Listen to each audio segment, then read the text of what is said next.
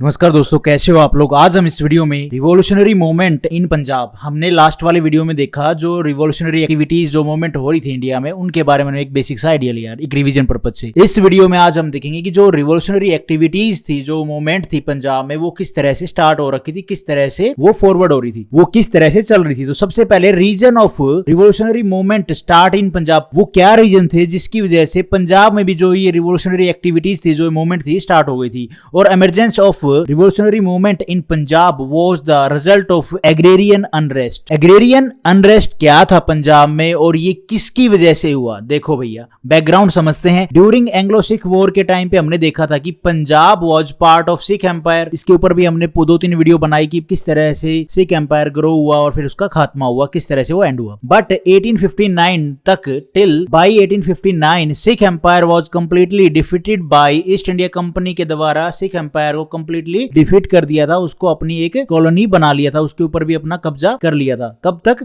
1859 तक। By this during the tenure of lord Dalhousie के time पे पंजाब बन गया था ईस्ट इंडिया कंपनी का part. When Punjab become the part of British East India Company का जब पंजाब पार्ट बना, the British East India Company observed that central and eastern part of Punjab was more fertile. जो सेंट्रल और जो ईस्टर्न पार्ट है ना पंजाब का, वो क्या है, बहुत ज्यादा फर्टाइल है as compare to western part. छोटा सा ना रफली मैं बना देता हूं। मान लो ये पाकिस्तान वाला पंजाब भी इंक्लूड कर रही है ब्रिटिश ईस्ट इंडिया कंपनी, ठीक है। ये हो गया आज के टाइम पे जो बाउंड्री लाइन है वो, ठीक है। ये पाकिस्तान और ये अपना हिंदुस्तान। अब जो पंजाब वाला जो ये पार्ट था ना, पंजाब का जो ये वाला पार्ट था ना, ईस्टर्न वाला जो पार्ट, ये भी बहुत फर्टाइल था, और जो सेंटर वाला जो पार्ट है वो ही फर्टाइल था। लेकिन जो ये वेस्टर्न पार्ट था ना, ये इतना ज्यादा फर्टाइल नहीं था। और 19th सेंचुरी में ये जो रीजन था ना, जितना भी फर्टाइल रीजन था, यहाँ पे पंजाब की मैक्सिमम पॉपुलेशन यहीं पे रहती थी। अब ये तो बात होगी ईस्टर्न पंजाब की और सेंट्रल पंजाब की, जहाँ पे मोस्ट फर्टाइल एरिया है, जहाँ पे सबसे ज्यादा पॉपुलेशन रहती है। अदर साइड वेस्टर्न पंजाब में क्या था, ईस्टर्न पंजाब में देख लिया, सेंट्रल पंजाब में देख लिया। वेस्टर्न पंजाब में क्या था, where 5 rivers pass but due to less rainfall large scale agriculture was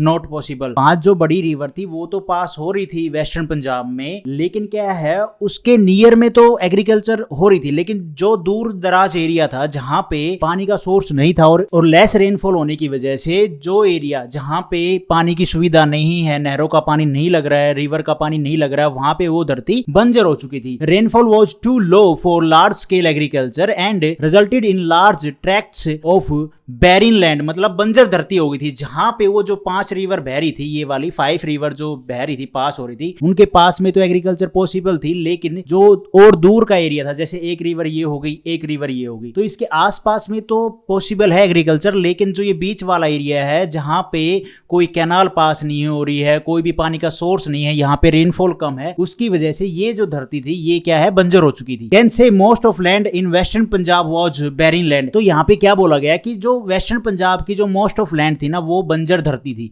जहां पे रिवर पास हो रही थी वहां पे तो ठीक है, जो 5 रिवर यहाँ पे मैंने बताया ना, वो रिवर तो वैसे हम मैप के थ्रू देखेंगे 5 रिवर कौन सी थी उस टाइम पे, तो हमें पता चल जाएगा। लेकिन एक बेसिक सा आइडिया हो जाना चाहिए कि मॉडर्न हिस्ट्री में जो हम टॉपिक ये पढ़ रहे हैं उसका रीजन क्या था होने का, ठीक है। जो 5 रिवर थी उनके पास में तो एग्रीकल्चर हो रहा था, लेकिन जो बीच वाला एरिया था, जहां दूर दूर काफी डिस्टेंस पे ये रिवर बह रही थी, तो जो बीच वाला एरिया हो गया 2 रिवर के बीच में, वहां पे पानी की कमी होने की वजह से वो धरती बंजर थी। This was the reason in western Punjab population was very less. यही रीजन था जिसकी वजह से वेस्टर्न पंजाब में जो पॉपुलेशन थी वो बहुत कम थी, क्योंकि बंजर धरती थी, पानी का सोर्स था नहीं, जिसकी वजह से एग्रीकल्चर प्रोड्यूस नहीं हो रही थी लार्ज स्केल पे। बाय दिस इन 1880s में Punjab administrator of Charles Umpherston Aitchison began the process of engineering a vast irrigation scheme in the mostly uninhabited wasteland। तो यहाँ पे 1880 में क्या है, पंजाब के जो एडमिनिस्ट्रेटर थे ये Charles,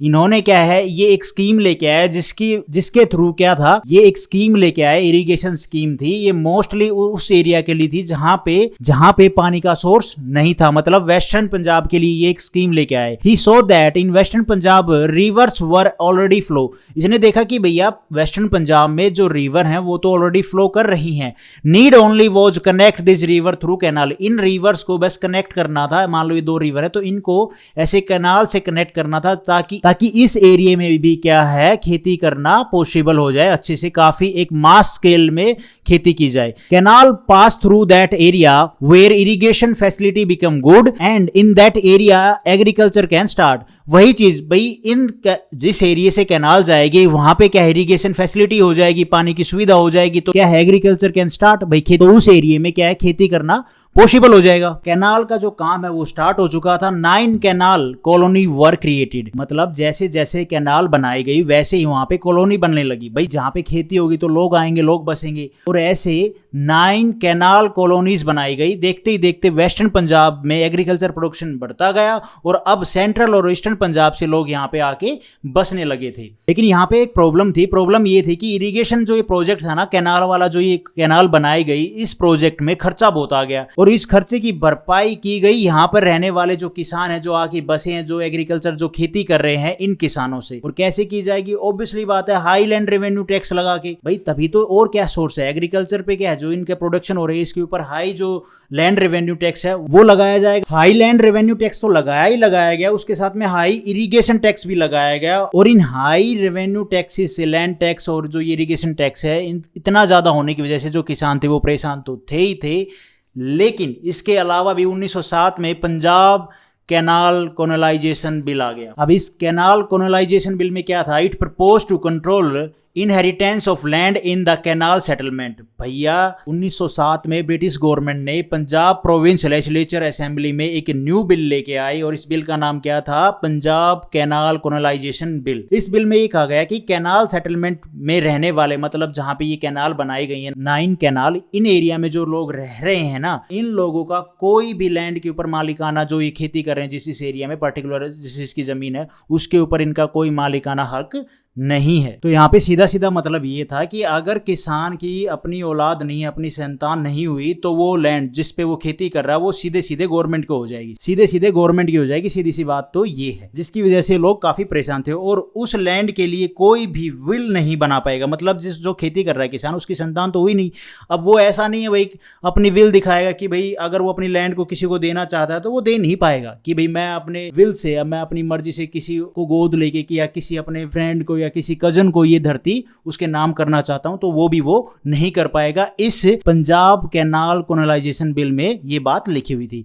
heavy penalties for breaking canal colony regulation, और हैवी पेनल्टी थी अगर इनके जो ये रूल थे, इस बिल में जो प्रोविजन थे, इनको अगर ब्रेक किया जाएगा तो काफी हैवी पेनल्टी लगाई जाएगी। Land revenue and water tax was further increased. तो इस तरह से इस बिल ने, जो ये पंजाब कैनाल कॉलोनाइजेशन बिल है, इस बिल ने पूरे पंजाब में जो एग्रीरियन सोसाइटी है, जो खेतीबाड़ी करते हैं लोग, जो खेती करते थे, इनमें एक पॉलिटिकल डिसकंटेंट क्रिएट कर दिया। और इस पॉलिटिकल डिसकंटेंट को एक सिस्टमेटिकली प्रोटेस्ट में बदलने के लिए जो काम कर रहे थे, वो काम कौन कर रहे थे? ये पंजाब के न्यूज़पेपर, जितने भी न्यूज़पेपर है ना, ये सारे newspaper initiated a systematically protest against the bill. कौन कौन से न्यूज़पेपर थे? India Gujranwala, observer Lahore, tribune Lahore, Hindustan Lahore, Punjabi, Bharat Mata, Jhang Sayal, ये सारे न्यूज़पेपर क्या काम कर रहे थे? प्रोटेस्ट का काम कर रहे थे कि भैया जो ये पॉलिटिकल डिसकंटेंट था ना, इसको एक सिस्टमेटिकली प्रोटेस्ट में बदलने का काम कौन कर रहे थे? ये newspaper. Punjabi and Bharatmala were the most violent to criticise the government major या गवर्नमेंट पॉलिसी। गवर्नमेंट की पॉलिसी को ये सारे न्यूज़पेपर क्रिटिसाइज तो कर रहे थे, लेकिन जो सबसे ज्यादा मोस्ट वॉलेंटली जो क्रिटिसाइज कर रहे थे वो थे 2 न्यूज़पेपर, एक पंजाबी और एक भारत माता। और पंजाबी जो न्यूज़पेपर है इसको पब्लिश कौन कर रहे थे? लाला लाजपत राय। और जो भारत माता इसको सरदार अजीत सिंह। और इन दोनों न्यूज़पेपर से, जो पंजाबी और भारत माता, इन दोनों न्यूज़पेपर से लोग इतना जुड़ गए थे कि देखते ही देखते लाला लाजपत राय और सरदार अजीत सिंह पंजाब के इस रिवॉल्यूशनरी मूवमेंट में लीडर बन गए थे दोनों। Agrarian agitation of Punjab soon turned into A political agitation. और इस तरह एग्रीरियन एजिटेशन पंजाब में किसमें बदल चुका था? पॉलिटिकल एजिटेशन में बदल चुका था। Ajit Singh found a society called Anjuman i and Muhibban i Watan in Lahore which was popularly known as Bharat Mata society. सरदार अजीत सिंह ने लाला लाजपत राय की गाइडेंस पे लाहौर में एक सीक्रेट सोसाइटी का गठन किया, शुरुआत की। इसका नाम क्या था? अंजुमन ए मोहिबन ए वतन, जिसे भारत माता सोसाइटी भी कहा जाता है। Government adopted a repressive policy against the agitation in May 1907 में। 1907 में गवर्नमेंट ने रिप्रेसिव मेजर लेते हुए इस रिवोल्यूशनरी मूवमेंट को दबा दिया। मई 1907 में ऑल पॉलिटिकल मीटिंग वर बैन। मई 1907 में जो ऑल पॉलिटिकल मीटिंग थी ना उनको बैन कर दिया। कोई भी पॉलिटिकल मीटिंग नहीं होगी। Arrest all prominent leader including Lala Lajpat Rai और अजीत सिंह को, सबको जो प्रोमिनेंट लीडर थे उनको अरेस्ट कर लिया गया। Ajit Singh and Lala Lajpat Rai were deported to Mandalay jail, Burma में उनको भेज दिया गया। अजीत सिंह और लाला लाजपत राय को मैंडले जेल में भेज दिया गया बर्मा में। Revolution in Punjab came to an temporary halt. अब जो बड़े बड़े लीडर थे वो तो अरेस्ट हो चुके थे और उनकी गैर मौजूदगी में जो ये मूवमेंट था ये थम सा गया था। लेकिन उसके बाद पंजाब कैनाल कॉलोनाइजेशन बिल को विड्रॉन कर लिया गया गवर्नमेंट के द्वारा। जो लैंड टैक्स था, वाटर रेट थे, उनको भी रिड्यूस कर दिया गया। भाई जो मेन मुद्दे थे वो तो ये दोनों ही थे ना, जिसकी वजह से ये मूवमेंट चल रही थी।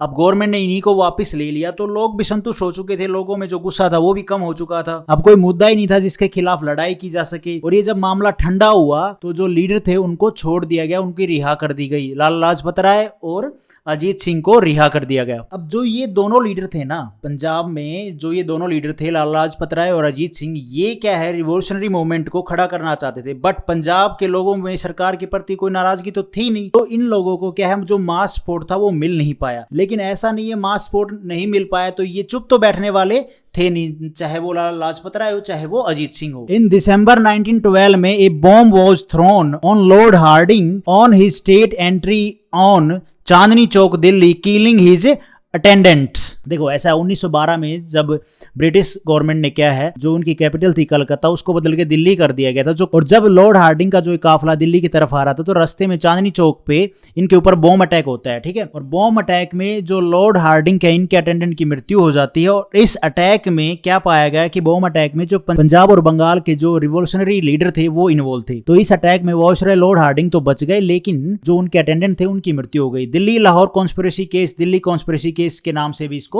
जाना जाता है इस अटैक को। और जो ये केस है ये 5 लोगों के खिलाफ फाइल किया गया। पहले थे लाला हनुमंत साई, बसंत कुमार विश्वास, भाई बालमुकंद और अमीर चंद और अवध बिहारी। ये 5 लोगों के खिलाफ ये केस फाइल किया गया कि भैया ये इस अटैक में शामिल थे और इन्हें काला पानी की सजा हुई। इसको लाला हनुमंत साई को तो काला पानी की सजा हुई और जो बाकी 4 थे उनको फांसी की सजा हुई। तो इसी के साथ इस वीडियो का एंड होता है। Thank you for watching this video. Video आपको ठीक लगी तो लाइक करना, चैनल पे नए हो तो गाइस सब्सक्राइब करना।